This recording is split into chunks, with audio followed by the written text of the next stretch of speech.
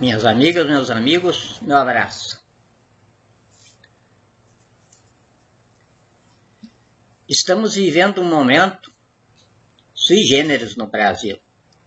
Como sui generis está sendo a nossa história desde o dia em que as Forças Armadas, sob o meu patrocínio forense, instalaram a intervenção constituinte no processo histórico, recuperando o Brasil ao ideário da Revolução de 64, que dividia o projeto de iniciação da civilização brasileira no período de 64 a 85, da construção física do país.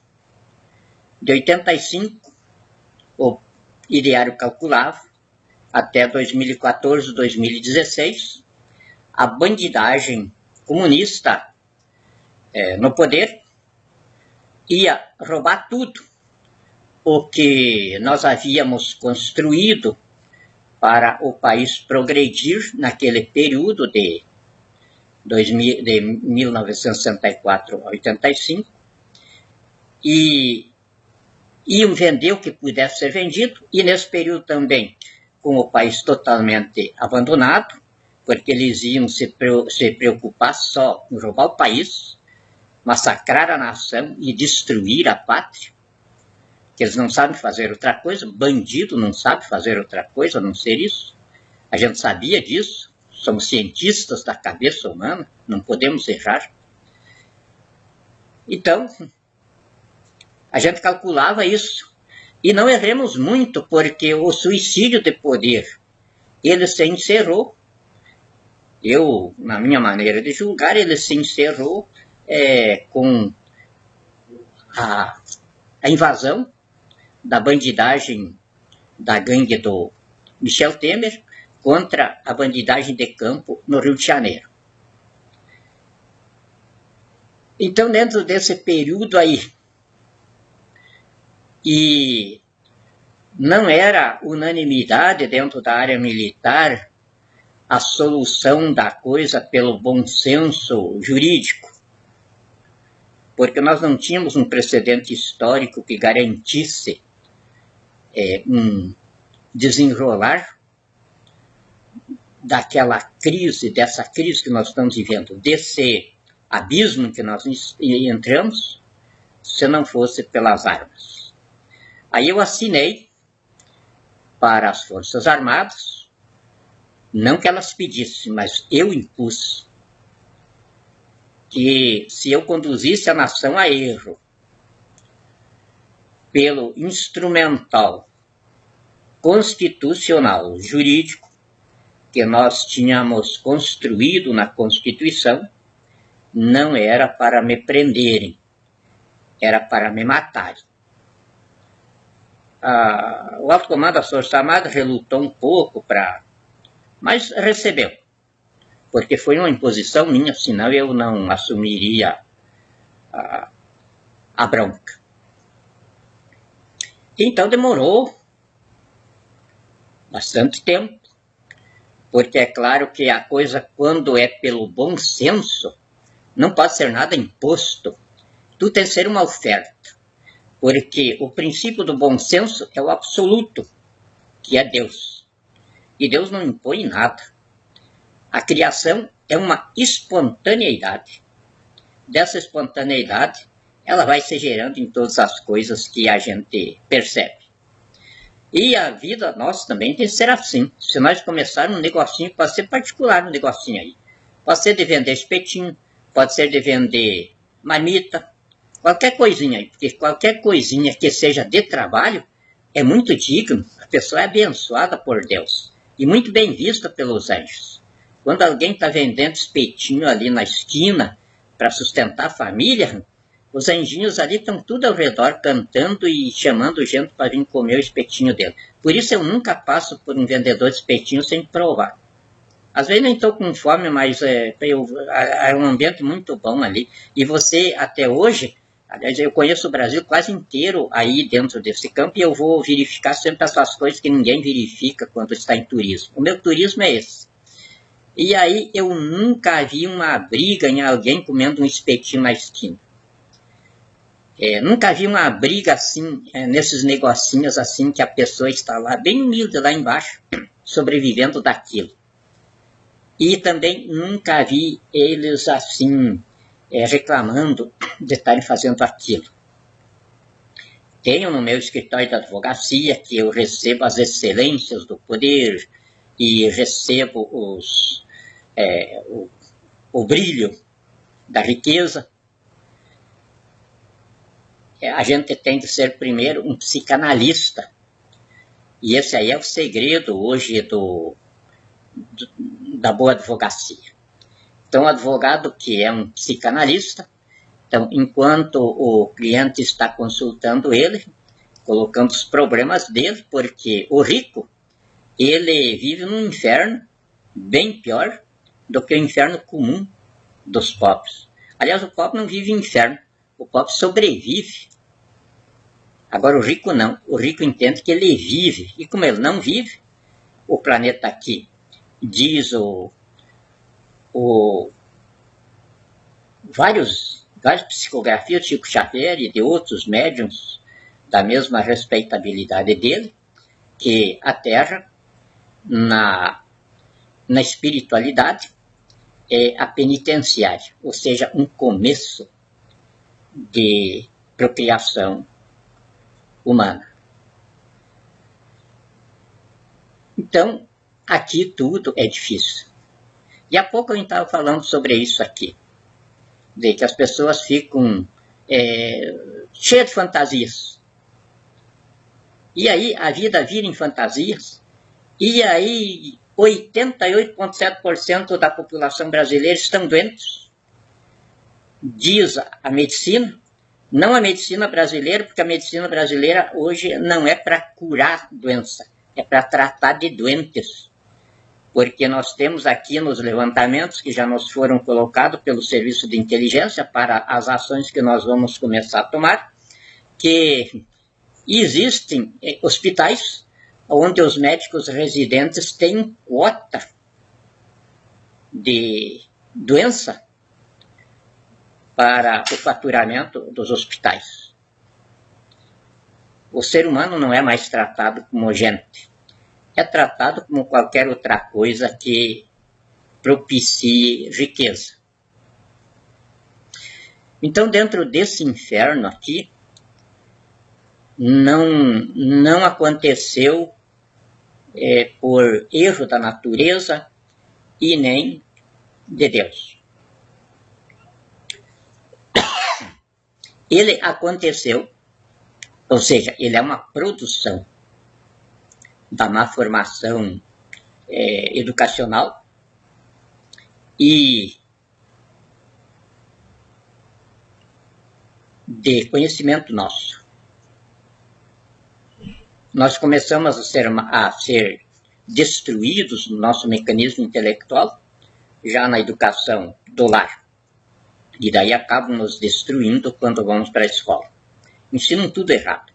E na igreja, então, daí, completa alienação intelectual e o sepultamento do espírito. Porque se a gente acreditar em Jesus, a gente não precisa de instrutores. Porque ele é bem claro ali. Quem quiser aprender a verdade, aprenda diretamente comigo. Porque eu sou um mestre afável, simples e que todo mundo pode entender. Isso está nos evangelhos. Às vezes eu leio isso lá. Mas ninguém acredita no que ele diz. E aí vão atrás dos homens de Deus, que colocam, como diz o profeta Isaías, colocam palavras na boca de Deus, inventando mentiras e dizendo Deus disse. A partir disso aí, daí nós temos essa mentalidade que é o produto dessa cabeça coletiva, porque não existem as cabeças particulares, individuais, pensando aí. É uma massa cerebral. E a advocacia, a grande advocacia, que é o que eu exerço, ela se opera dentro desse mundo aí. Então, vem os milionários ali e, primeiro, eles têm um monte de problemas. E até o bom advogado tem de fazer essa consulta prévia, esse diagnóstico, para saber como é que ele vai encaminhar o jogo forense. Eu, pelo menos, sempre fiz isso. E aí tem de ser um psicanalista. Primeiro tem de deixar ele autoconfiante, tem de restabelecer a confiança, a autoconfiança dele, para ele acreditar na gente. Então esse é o primeiro trabalho que a gente faz. Uma reconstrução moral do cliente. E ali no vendedor de espetinho, ali naquele que não tem bronca nenhuma, a gente olha no rosto dele, nos olhos dele, não tem isso. A gente vê assim um pouco de canseira, alguma desesperança, mas ele está ali sobrevivendo. Então este é o mundo que eu tenho para governar. Essa é a população que eu tenho e é claro que eu não posso discriminar ninguém, até porque fui eu que ajudei a escrever a Constituição e as cláusulas pétreas, que é a verdadeira Constituição. O resto são leis complementares que, por causa das esquerdas ali, nós colocamos no próprio livro da Constituição. A Constituição brasileira mesmo são o que eles chamam de cláusulas pétreas. E nessas cláusulas pétreas eu tive, acredito que mais de 80% da tarefa de engenharia pedagógica, científica, psicológica, na construção das instituições ali. E no artigo 3º, inciso 1º a 4º, é onde nós definimos a civilização brasileira. Ali está dito o que é a civilização do Brasil. E ali está dito que a discriminação dentro do Brasil é crime contra a humanidade. Nenhum brasileiro pode discriminar o outro por qualquer razão. E se fui eu que escrevi isso aí, é claro que na prática de governo agora, o sistema educacional do Brasil vai partir dessa fonte. Vai se alicerçar nessa base. E aí, como é que nós vamos fazer isso? Não vai mais existir saúde para pobre nem para rico. Vamos acabar com o SUS, vamos acabar com os planos de saúde e vamos criar, aliás já está criado, é só eu começar o expediente normal na Presidência da República e aí o Diário Oficial da União vai começar as publicações e as equipes de campo vão começar também a montagem das estruturas disso aí. Então nós vamos ter o sistema de saúde humana do Brasil. E esse sistema de saúde humana do Brasil, ele não vai ver pobre rico e nem doente rico e nem doente pobre.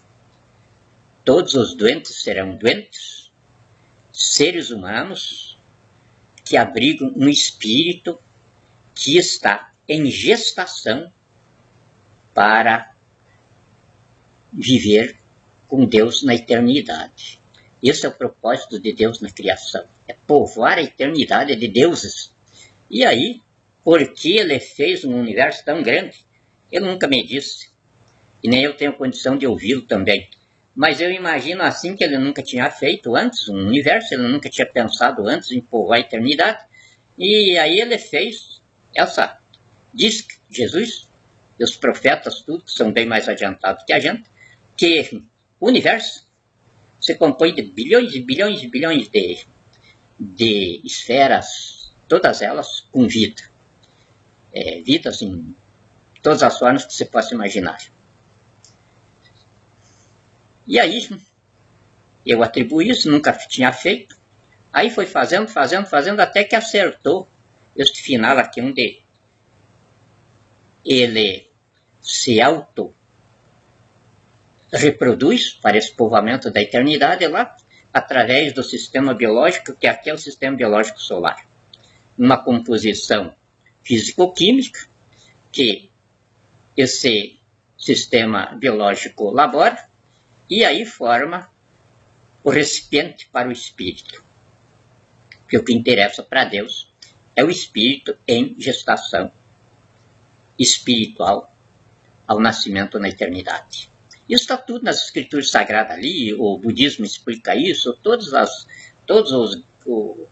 os estrangeiros que passaram por aqui para ajudar a humanidade a se desenvolver, todos eles disseram isso aí, desde Hermes Trismegisto, desde Heráclito, todos eles falam essa mesma coisa. E aí, está dito ali que, se você acreditar que Jesus está falando a verdade, você tem de pegar ali os evangelhos, pegar a Bíblia e ler aquilo ali até que você mesmo entende tudo. E na medida que você for entendendo aquilo ali, você vai descobrindo que você pode fazer milagres. O grande milagre é você se transformar útil para os teus descendentes. Você passa a ser útil para a sua família, útil para a sociedade, útil para a nação, e de repente é útil para a humanidade toda, para a espécie humana inteira. Esse milagre encontra. Não é só ali na Bíblia, que começa com o Pentateuco, os evangelhos. Você encontra isso também nas teorias de Buda, Krishna, enfim. Todos os luminares que ensinaram aqui, todos eles encaminham para a gestação espiritual. Mas como nós não somos educados para isso, somos educados para uma minoria escravizar a maioria. Isso principalmente depois que começou as economias industrializadas. Começou mesmo isso aí, foi com os Estados Unidos, e daí eles carregam até hoje a pecha de imperialistas. Por quê? Aí eles produziam, e quando a produção começou a exceder o consumo dos Estados Unidos, eles começaram a forçar o consumo em outros países e tal, e aí começou a expansão das multinacionais deles, que depois o Lula berrava contra isso aí, as esquerdas todas, até chegarem ao poder. Porque depois que chegaram ao poder, então aí eles se aliaram às multinacionais, aos banqueiros, e deu que deu. Lula na cadeia, e multinacionais e banqueiros na fila para irem para a cadeia também. Porque eu não tenho compromisso com ninguém dessa gente. O meu compromisso é unicamente com a Constituição e com os 10 mandamentos. Os 10 mandamentos é a essência da doutrina cristã que produziu a civilização brasileira. A civilização brasileira se alicerça em 3 bases intelectuais, que é: com o suor do rosto terás o pão. Não precisa você ficar estudando economia política, gastando vida inteira aí em cima de livrinho, aprender teoria para lá, aprender teoria para cá. Você precisa só saber trabalhar. Para você ter fartura e ficar rico. Então essa é a primeira lei.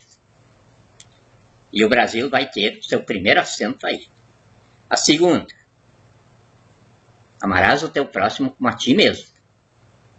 Isso porque os cientistas, todos eles, são unânimes em afirmar que a riqueza isolada, ela leva à tragédia muito maior do que a pobreza. Porque os pobres são sempre solidários na pobreza. Agora os ricos não.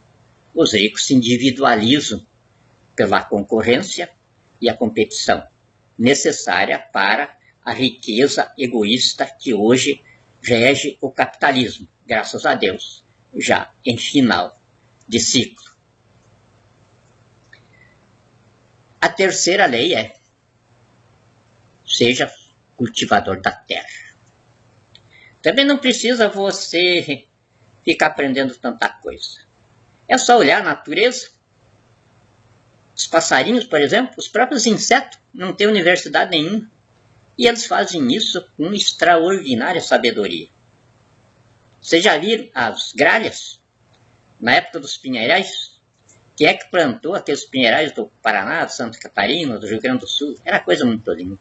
Chegava às 5 horas da tarde e a gente saía pelo mato assim para respirar aquele perfume dos pinheiros. Era um paraíso. Quem fazia aquilo eram as gralhas, elas que plantavam o pinheiro.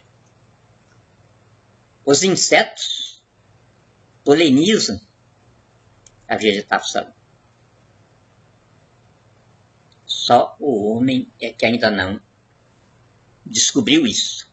Apesar de já fazer mais de 8.000 anos que Moisés disse que ouviu isso de Deus. Sejas cultivador da terra. Então isso nós vamos implantar imediatamente. Nós temos aqui um programa que vai ser inclusive oferecido aos empresários, aos investidores do mundo inteiro, que é a recuperação da nossa bacia fluvial e da recuperação das nossas encostas. Precisamos recuperar as encostas para poder começar a restabelecer a água acima das placas tectônicas, que é a água que nós usamos ela para a vida. Ela está desaparecendo. Não adianta mais chover, porque a terra está sugando a água tudo lá para o fundo. Esses tempos eu coloquei uma conclusão de ciência aqui, que isso não tem dúvida, a ciência hoje é unânime e afirma. É a extração do petróleo que está levando toda a água potável da superfície da terra lá para aquelas cavidades. Aí os engenheiros do petróleo me contestaram dizendo que não, que o petróleo é tirado de fendas das rochas e que daí o gás produzido ali mesmo supre isso. Nós não temos que contestar nada, nós simplesmente vamos pela realidade da coisa, nós precisamos recuperar a água para nós tomar. Senão nós não sobrevivemos. Então, essa aí é a parte prática do poder. E aí, em cima dessa base,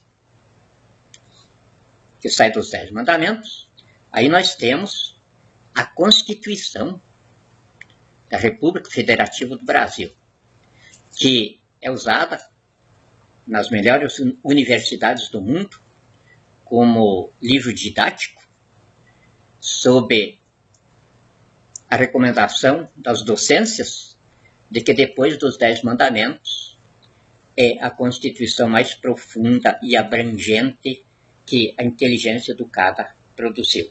E eu acredito que seja mesmo. A Constituição, vocês olham ali, aquela... É grosso, então diz, isso aí não é Constituição. A Constituição não tem aí 300 artigos. Então é o seguinte, a Constituição é o que eles chamam de cláusulas pétreas. É como os 10 mandamentos, é aquela coisinha ali, cabe meia folha de papel. Só que depois, em cima dos 10 mandamentos, que vocês devem lembrar, é só pegar lá o Velho Testamento, que eles dizem, e ler sem homens de Deus ensinando, vocês vão ver ali que tudo começou com os 10 mandamentos. Moisés primeiro escreveu aquelas 10 frasezinhas ali, bem pequenininho. Até porque era muito difícil escrever naquela época, com pedra, com marreta. E aí,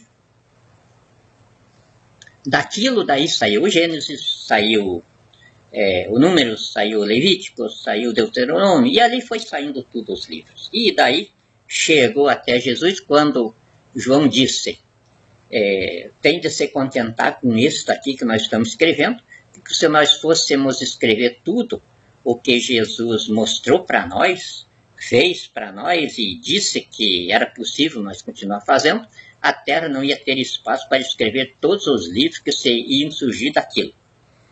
E hoje está demonstrado, aí estamos só no Brasil, quantas centenas de religiões já surgiram da doutrina cristã. Coisas bem engraçadas. Esses tempos, lá no Rio Grande do Sul, eu estava passando por um bairro lá e vi lá uma igreja dos Índios Guapos do Sul. E aí afora. Não tenho nada com isso, porque se tem frequentadores, é porque a coisa faz bem para alguém ali. E estão fazendo bem para as pessoas, eu sou de acordo com o apóstolo Paulo, quando ele diz para Timóteo, não tire as pessoas daquilo que elas acreditam, das suas convicções de fé. Porque um diz que o sol é Deus, adora a Deus, e aquilo faz bem para ele. Outro diz que a lua é Deus, adora a lua, e aquilo faz bem para ele. Outros dizem que uma árvore, a acácia, o cedro, é Deus, e ele adora aquilo e faz bem para ele. Então diz, anuncie a boa nova que você aprendeu, mas sem dizer que quem está te ouvindo está errado. Ele que escolhe entre aquilo que já faz bem para ele e aquilo que você está dizendo que vai fazer ainda melhor. Então, assim também é a boa política.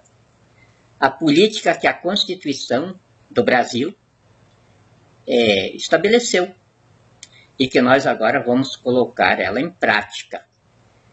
A democracia constitucional pluralista rotativa, que não é essa tirania corporativa, terrorista, oligárquica de bandidos no poder. Isso aí vai se acabar. Eu já disse no vídeo passado que essa era se acabou no dia que encarceramos o Lula. O encarceramento do Lula tem para a história o sentido do suicídio de poder que o ideário da Revolução de 64 previa. Naquela época, eu não ajudei a escrever a Constituição, porque eu não me o ideário, porque eu não me sentia habilitado. Eram monstros sagrados da ciência política, de economia, de história, que os governos militares da época convidaram para fazer aquilo. Mas eu lia alguma coisa. E até datilografava alguns manuscritos. Então, ofender o ideário da Revolução 64 me ofende diretamente. E como eu sou remanescente daqueles estadistas que colocaram o Brasil sobre aquela construção de civilização, eu tenho dupla responsabilidade moral, de convicção e de caráter. Por mim, que se datilografei manuscritos daqueles cientistas, eu me tornei parte com eles na autoria do que eles estabeleceram. E se eu fiz isso na assessoria de inteligência dos generais estadistas que instalavam o Brasil nesse destino naquela época, pesa-me sobre a minha integridade moral, intelectual, a defesa da convicção deles. Então eu estou numa posição hoje muito difícil para mim mesmo, porque eu tenho a mim, eu tenho aqueles cientistas que elaboraram esse projeto, esse diário, e eu tenho as Forças Armadas, naqueles generais que, no legado que colocaram ao Brasil, deixaram impresso o amor do sacerdócio militar pela respectiva pátria e pela sua nação. E como eu escrevi a Constituição, e nela dissemos que os militares não podem falar, então cabe sobre mim, está sobre mim a responsabilidade de falar por eles. Então eu não admito que alguém acuse alguma coisa das Forças Armadas, porque o primeiro nessa acusação sou eu. E como eu não tenho apegos aqui, eu não tenho ninguém por quem eu tenha de me apaixonar, eu não tenho nada por quem eu tenha de estabelecer plateias, ser astro, então eu sou bastante antipático quanto à justiça que a integridade espiritual do ser humano impõe. E foi nós que colocamos na exposição, artigo 1º, inciso 3º, a dignidade da pessoa humana, como dogma da civilização brasileira. Não é a vida, é a dignidade. Sem dignidade, a nossa civilização diz que não existe ser humano. Porque a dignidade, ela identifica o espírito. E para nós sermos um ser humano, nós precisamos ter espírito. E esse espírito é preciso que seja atuante em nós. O espírito, ele é formado, ou seja, ele se exterioriza pela nossa personalidade. E o que é que constitui a nossa personalidade? A nossa personalidade é constituída pela hombridade, a honradez, o caráter e a lucidez. Então, como o magistrado, ele precisa identificar a sua qualificação magistral pelo notável saber jurídico e a reputação ilibada, o ser humano também precisa se exteriorizar por hombridade, honradez, caráter e lucidez. Isso tem de estar alicerçado nas suas bases de gestação espiritual, que são: com o suor do rosto terás o pão, amarás o teu próximo como a ti mesmo, e sejas um cultivador da terra. Então é claro que nós estamos entrando agora, e com bastante velocidade, na era em que é escândalo perante Deus um magistrado que o próprio Conselho Nacional de Justiça chama de bandido escondido atrás da toga, vagabundo que se impõe pela intimidação na mercadejação de sentenças. E que eu, com 50 anos de fórum, não me escandalizo. Porque vi muito dentro do fórum. Então,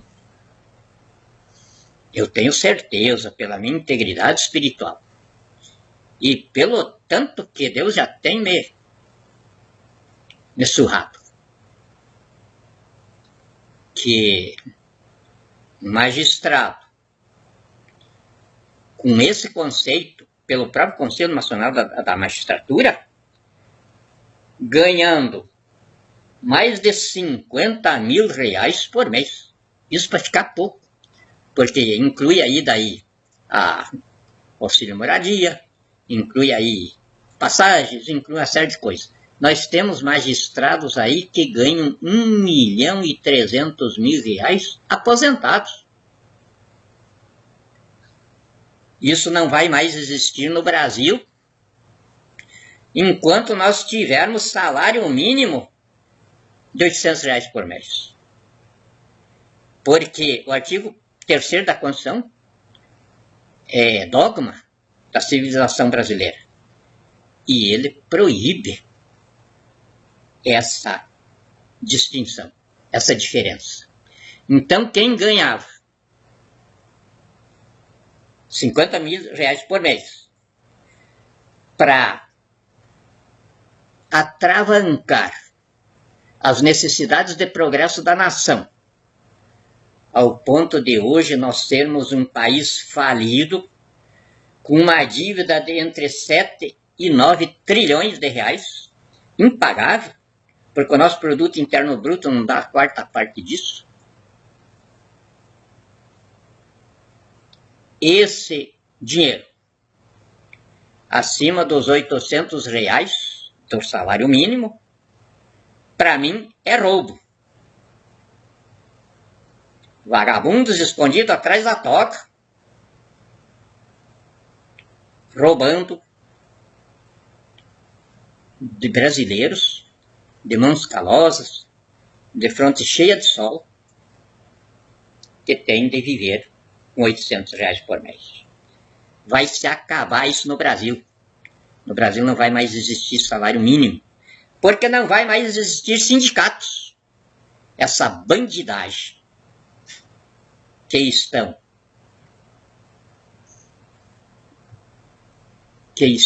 reunidos em sindicatos vão para a cadeia. E as comissões que nós já estamos formando para levantar isso, elas vão querer saber aonde que está o dinheiro, os recolhimentos sindicais que os trabalhadores fazem. Onde foi?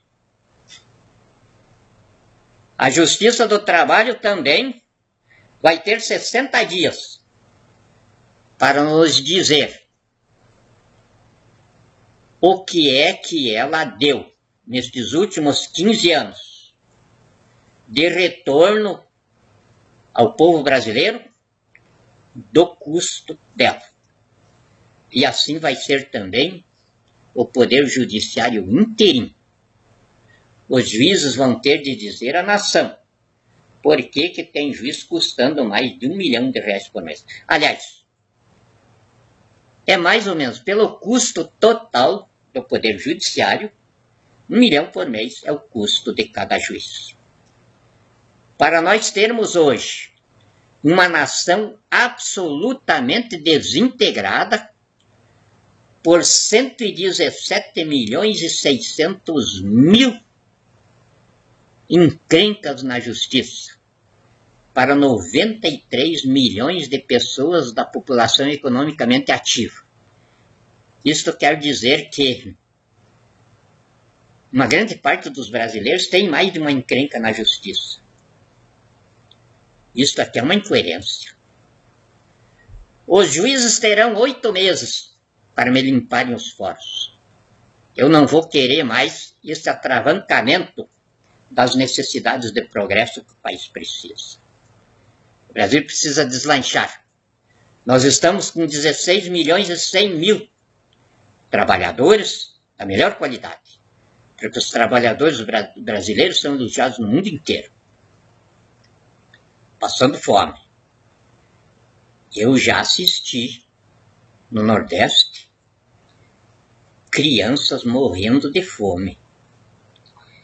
Eu já vi lá no Nordeste, embaixo dos pés de macaxeira, as cruzinhas dos bebês que seca o leite da mãe por desnutrição, por miséria, que o bebezinho morre. Eu já tenho dito no Face que sou mais ou menos insensível, mas tenho algumas coisas que eu mesmo não me entendo. Nada me deixa mais feliz do que um bebezinho olhar para mim e ensaiar aquele sorriso assim. Um bebezinho me dar os braços. E é com essa imagem que eu estou recuperando a economia do Brasil. Já falei aqui, eu tenho uma lista de 164 bilionários que triplicaram suas fortunas nesses 15 anos em que o Brasil faliu e mais de 11 milhões de brasileiros já morreram pela miséria em todos os sentidos. É claro que todos vão ter oportunidade de me explicar esses fenômenos, porque eu preciso aprender isso, porque no Brasil, daqui para frente, vai ser crime contra a humanidade. Ser pobre, ser doente, ser analfabeto e ter vício. Isso é crime contra a humanidade. Aqui no Brasil não pode existir. Porque nós somos donos de um patrimônio de 243 trilhões de dólares, ainda para ser empreendido. Isso significa 11 vezes o PIB do mundo. E temos ouro que dá para chapear a terra. E é sobre esse ouro que nós vamos emitir o nosso real e vamos exigir que os países que não tiverem o mesmo lastro de conversão tenham as suas moedas garantidas pelo nosso lastro. O Brasil, no dia 29 de dezembro de 2017, encerrou seu período colonial de pedir de joelho, de chapéu na mão, se reconhecendo sempre inferior. A partir dessa data, o povo brasileiro hoje é personificado por um estadista. Um estadista que já forneceu ideias, forneceu diretrizes para algumas das superpotências do mundo. Então não há porquê o povo brasileiro hoje precisar de avais, precisar de quem o dirija. Por isso, o primeiro grande investimento que nós vamos ter de fazer, isso imediatamente, é o reequipamento das nossas Forças Armadas. As nossas Forças Armadas vão estar equipadas para a defesa do Brasil. Jamais pensando em imperialismos, em conquistas, porque nós somos avesso a isso.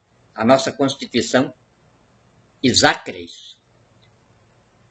As nossas Forças Armadas vão estar ao mesmo nível dos Estados Unidos, da Rússia, da China, para a defesa da pátria brasileira, que é o território hoje mais rico do planeta. E nós, como a quinta maior população do mundo, nós temos de estar equipados para a guerra, porque a nossa tendência, ou seja, as nossas diretrizes de política externa, serão absolutamente de paz. E vamos provar isso porque, dentro de alguns dias, o mundo já estará noticiando em manchetes a saída do Brasil da ONU. Não nos interessa mais a ONU. O mundo vai estar noticiando a remodelação da diplomacia brasileira no mundo inteiro. Vamos substituir as embaixadas por escritórios de relacionamentos de interesses. Países que não tenham relacionamentos de interesses conosco, ou seja, de necessidades bilaterais de progresso, não nos interessa despesas de representação nesses territórios. O Brasil estará aberto para eles, com todo carinho, com toda a segurança, com todo o respeito, para eles colocarem aqui suas embaixadas, ou seja lá o tipo de implementação diplomática que adotarem. E como eles estão com o nosso território aberto para isso, porque nós temos embaixada lá no país deles. Nós tratamos dos nossos interesses bilaterais aqui, e com esse tratamento, nós não diminuímos o país que se relaciona diplomaticamente conosco. Pelo contrário, nós o estamos honrando. Nós o estamos procurando aqui dentro do nosso território. E por isso vou vender o eu, Lula. Porque eu não vou precisar viajar pelo mundo. Eu já viajei muito até chegar aqui. Nada no seio da humanidade, da vida civilizada, me é estranho. Conheço tudo. Até porque não poderia dizer que eu sou estrangeiro por aqui se tivesse alguma coisa no seio da humanidade que eu não conhecesse. Eu conheço tudo. Então por que eu vou andar gastando combustível aí, gastando dinheiro público, viajando pelo mundo? E, aliás, eu vou pedir para a bandidagem do poder, que está aí, desde 85 para cá. O que é que na viajação deles, eles trouxeram de progresso para o país? Porque nos últimos 15 anos eu sei que dentro dessa diplomacia deles, eles instalaram o maior sistema de roubo do Brasil. Isso vai vir à tona agora. E agora, já deu 46 minutos aqui. No meu tempo de escola, era o máximo que um professor poderia ficar lá na frente ensinando a gente. E a gente não gostava que ficasse até lá. Nós sempre ficava torcendo para que desse alguma coisa, que o professor tivesse de ir para o banheiro e daí não voltasse mais. E como a gente sentia isso naquele tempo, eu tenho de ver que também aqueles que vão ouvir o vídeo aqui também tenham essa mesma incapacidade de ouvir um sujeito falando sozinho. Apesar de que na frente da televisão aqui, eu vejo, às vezes eu estou na casa das minhas filhas ali, eu vejo meus netos ali, e elas mesmas ficam ali mais de uma hora na frente de uma novela. Eu não consigo entender aquilo, porque a novela está repetindo tudo aquilo que ela se queixa ali na rua. Chega cansada de tudo aquele inferno ali na rua. E daí você na frente da televisão para aliviar o espírito vendo aquele mesmo inferno. Pior ainda. Tudo trabalhadinho. Aí Lucifer fica ali no meio, pulando e dançando ali. Porque na medida em que ele destrói a capacidade de raciocínio das pessoas, na medida em que ele destrói a lucidez, ele diz, olha para Deus lá, pô, o inferno está cheio, como é que está aí a eternidade? Não é bem assim, mas aqui é desse jeito que é ensinado. E só para complementar o que eu disse lá atrás, para vocês verem que eu ainda tenho pleno domínio das minhas faculdades mentais, apesar de aí no Face às vezes me criticar, falando, por exemplo, do relacionamento, onde Cristo ensinou que aqui é o inferno, Paulo sustentou isso também. Quer dizer, eu leio ali nos evangelhos, todas as religiões e a história judaica também, que eu estudei a fundo, diz que Jesus, quando foi sepultado, ele não foi recebido lá no céu. Ele foi recebido no inferno. Se ele fosse recebido no céu naqueles dias ali, caía por terra todo o plano da salvação. seria um embuste. Porque antes dele começar o ministério dele, também está ali nos evangelhos, que ele ficou 40 dias e 40 noites no deserto, dialogando com o diabo. Pelas escrituras, pelo Pentateuco ali, o diabo é o irmão mais velho dele. Lucifer era o chefe dos exércitos no céu. E era tão grande, tão sublime, que depois dele, Deus assumiu diretamente o comando das forças celestiais, segundo as escrituras, que diz, ele é o comandante dos exércitos do céu. Então ele ficou tão decepcionado que não quis colocar outro ali, ele mesmo assumiu o comando de tudo. E daí, pelos evangelhos, Deus entregou para ele aqui os reinos da terra. Por quê?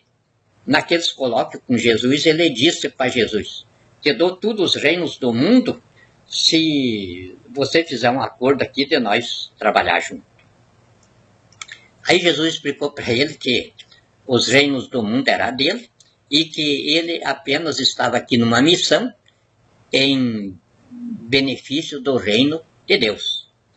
E ele não tinha interesse nenhum na terra. Então isso aí está claro de que os espíritos que fizeram as psicografias de Chico Xavier e de outros grandes médiuns aí, não estão enganados quando disseram aqui é o inferno. Agora vocês imaginam, por exemplo, que é a Terra. Para mim, a coisa mais linda aqui, como eu sei que é o bebê da Via Láctea, eu vejo a Terra como um bebezinho, esse bebezinho assim que me encanta quando eu ri para mim. Eu olho a Terra também, ela está sempre rindo para mim toda a parte. Principalmente quando eu estou num lugar assim que eu saio de manhã e eu vejo os grilinhos pulando, eu vejo as borboletas saem e sento na minha mão, começo a me beijar a mão ali. E eu vejo um bebezinho.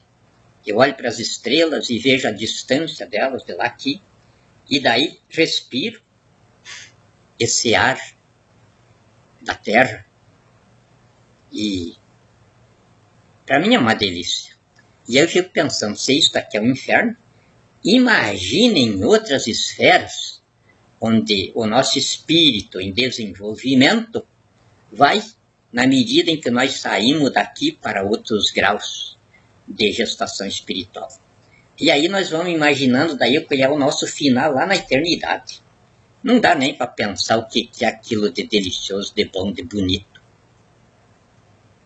E se a gente encaminhar a nossa sensibilidade para isso, imagine que trajetória bonita nós formamos. Mas nós temos de partir do princípio de que aqui é o inferno. E daqui nós temos de partir para a eternidade. E se aqui é tão bonito, e já é tão bom assim, imagina a eternidade. Agora nós temos de ter essa realidade. Vamos dizer, Cristo foi para o inferno. E do inferno ele ressuscitou de novo aqui, para daí estabelecer a escola dele, que ele disse vai durar até que ela esgote as formulações de cátedra, o processo de procriação vai superar os suportes econômicos, a cobertura econômica, e aí vai ser substituído por outra escola. E aí ele disse, não mais por um enviado de Deus, mas pela ressurreição intelectual da própria humanidade. A humanidade, dentro da escola de Cristo, chegou a um grau de desenvolver o intelecto dela para, de repente, ela estabelecer um caminho por conta própria, sem a necessidade de uma escola iniciática provinda de Deus. Eu tenho plena consciência de que estamos neste momento. E neste momento, então, é perfeitamente compreensível essa balbúrdia que está aí. Por exemplo, começando com o ministro Gilmar Mendes. Eu tive bastante consideração com ele. Até aquilo que vocês podem chamar de apreço, porque para mim não existe o apreço, eu não tenho por que me apaixonar por ninguém aqui. Mas quando a pessoa soma comigo, eu sinto ela parte de mim. Acredito que isso é a paixão que vocês chamam. E eu senti isso pelo ministro Gilmar Mendes, quando ele recebeu a reação de cidadania que eu coloquei ao Supremo Tribunal Federal. E está lá ainda, em reserva de Estado, para os historiadores depois confirmar. Ali começou uma admiração pelo Dr. Gilmar Mendes.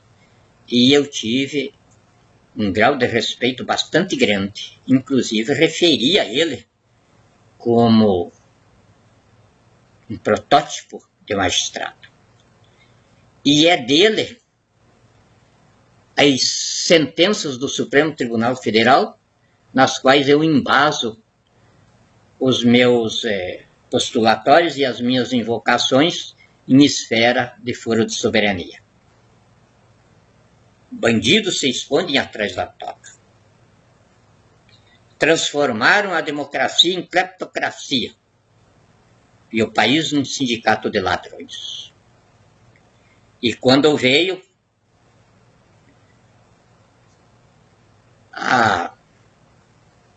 o Foro de São Paulo, um assalto ao poder pelas eleições de 2014, foi o ministro Gilmar Mendes que disse: não existem mandatos para serem cassados.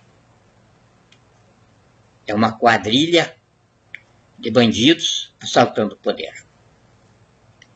E foi bem claro: eu vou caçar a Dilma, se existir mandato para ser cassado. Não cassou porque na ação de cassação do mandato, ele constatou que não havia mandato para ser cassado. Ele já tinha dito isso antes.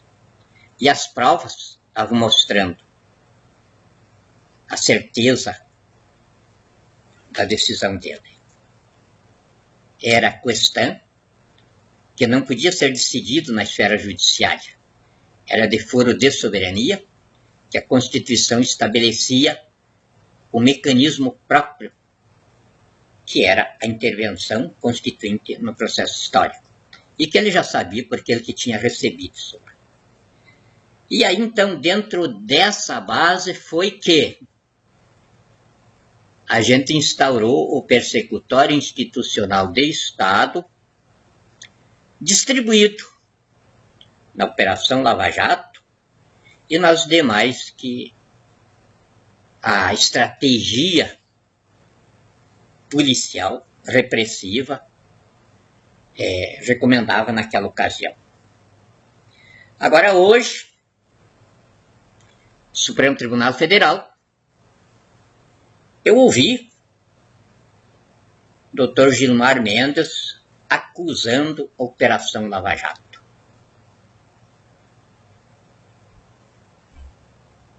E ouvi também um sujeito na Câmara dos Deputados dizendo que o PT ia desmascarar a Operação Lava Jato. Então mexeram comigo, porque Operação Lava Jato significa intervenção constituinte no processo histórico, que significa eu, que significa as Forças Armadas,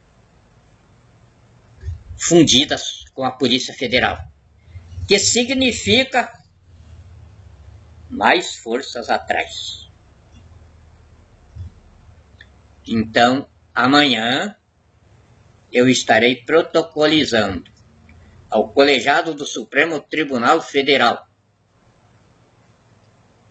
a medida própria contra o ministro Gilmar Mendes, suplementando o que já está lá, notificando de que, assim que eu estiver com o expediente ordinário na Presidência da República em funcionamento, o Supremo Tribunal Federal vai resultar com apenas 3 ministros.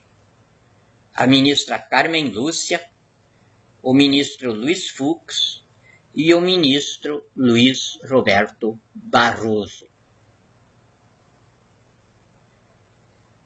Os demais serão substituídos de uma lista de grandes juristas e magistrados que o Brasil tem. Imediatamente será recomposto o Supremo Tribunal Federal, porque, em regime de intervenção, a Presidência da República se completa com o Supremo Tribunal Federal e a Procuradoria-Geral da República, para não caracterizar uma ditadura absolutista. Então, isso quando nós escrevemos a Constituição e estabelecemos nela o povo como equipamento constituinte de autodefesa da Constituição, nós colocamos o Supremo Tribunal Federal como o limite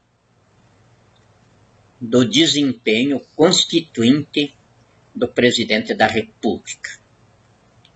Porque essa situação só podia acontecer como aconteceu, com a vacância no Congresso Nacional. Porque se não houver vacância no Congresso Nacional, não se estabelece a ruptura do Estado Democrático de Direito ao ponto de dar imersão ao povo no exercício direto do poder. Então, como houve a ruptura no Estado Democrático de Direito, a origem dela estava no Congresso Nacional, composto de bandidos, apátridas, terroristas, ladrões do país, como Michel Temer, que eles impuseram na presidência da República, violando a Constituição.